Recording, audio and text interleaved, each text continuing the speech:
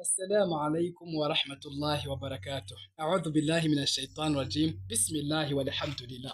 Sobanukirwa nikahe amategeko arebana n'irambagiza n'uburyo wakwitwara mu kurambagiza. Niba uri mushyashya kuri iyi channel, kora subscribe izindi video zitazagucika. Naam, itegeko rya mbere ni haram umuntu kurambagiza umugore amaze kumenya ko mugenzi we yarambagijeyo, ariko baramwemerera kubera imvugo y'intumwa ya Allah Muhammad sallallahu alayhi wasallam ivuga iti ntihazagire umuntu uzarambagiza aho umuvandimwe we yarambagije kugeza ubwo arongoye cyangwa arekeye. Yakiriwe na Bukhari.